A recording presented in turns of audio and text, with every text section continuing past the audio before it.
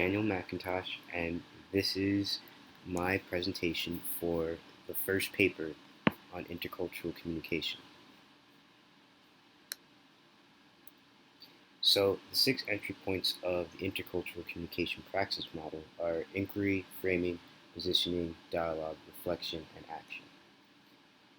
So, inquiry is mainly about having the curiosity about yourself and others who are different from each other.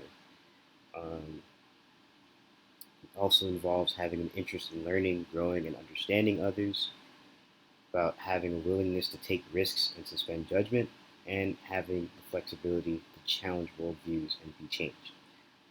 So framing is about the, having the awareness of frames of reference that include and exclude, and about having an understanding that all perspectives and views are limited by frames.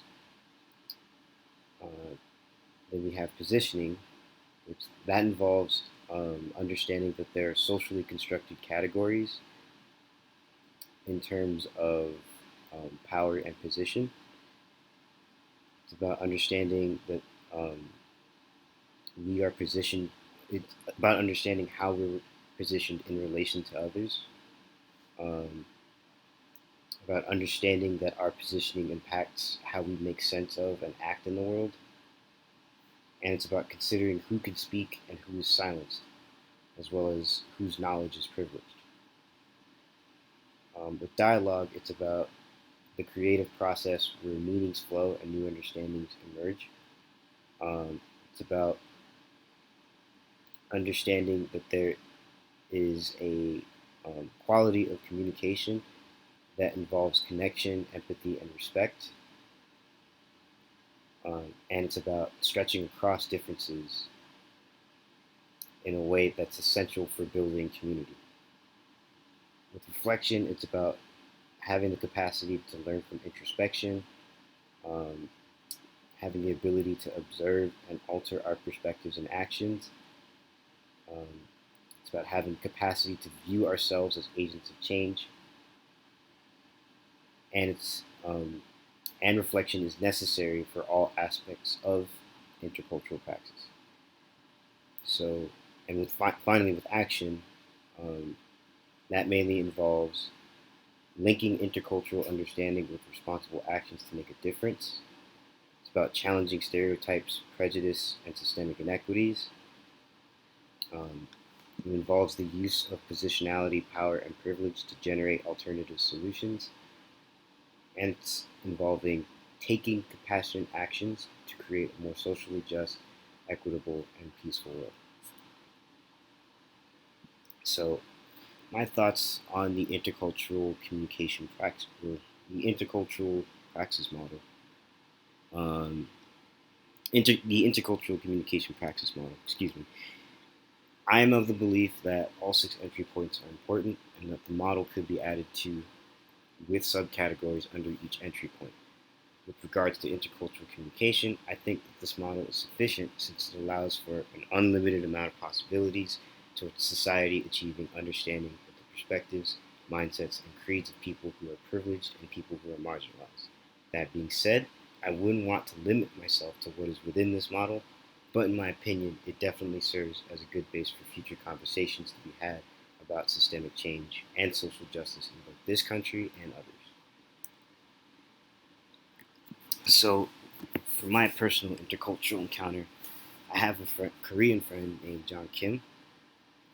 We've known each other since high school, and though we haven't been to each other's houses, we've hung out on multiple occasions.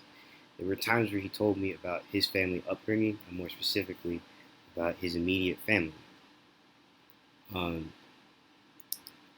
about how his immediate family is huge, and that they all live together under one roof.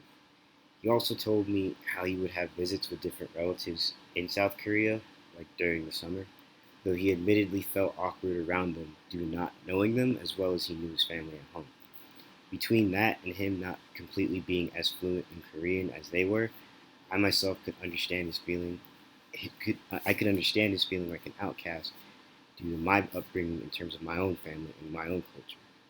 I grew up in a black household, but since I'm mixed, my Hispanic family has tried to reach out to me, and though I wanted to care for them, I could never truly connect with them due to my mother, who was Hispanic, having abandoned me when I was 2 years old. So among them, I, like my friend John, felt out of place. I could empathize with him as a result of being more familiar with my dad's side of the family and how we lived our lives separate from my mom's side. So, with the entry points used in my encounter, um, the two of us had a dialogue. So, me and John, the both of us communicated with each other about our racial backgrounds and our relations with our families.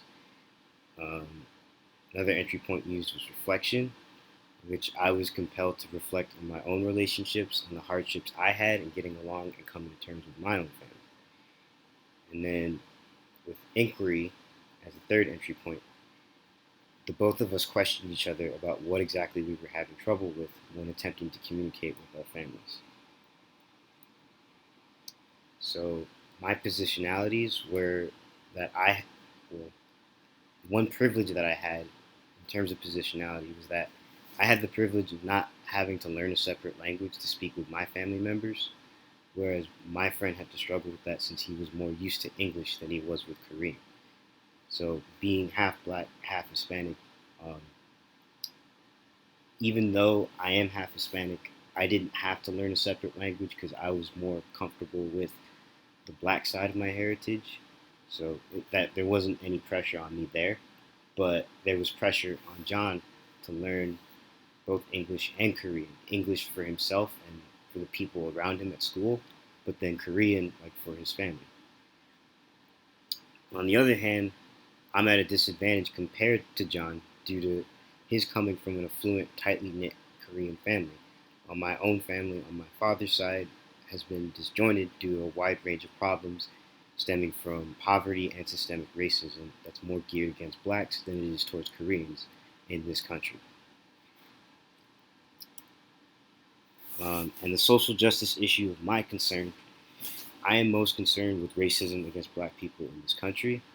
While I do care about and advocate for combating a variety of other issues, including but not limited to discrimination against women, Hispanics, Asians, LGBTQ communities, disabled people, and even Africans, the issue of how black people are treated right here in the United States hits most closely to home. While I may be of mixed descent, being both black and Hispanic, I was raised by a strong black man who taught me the importance behind doing what's right. And with his teachings in mind, I want what's best for my people in spite of how awfully we've been treated for centuries. So, with that, that is my presentation.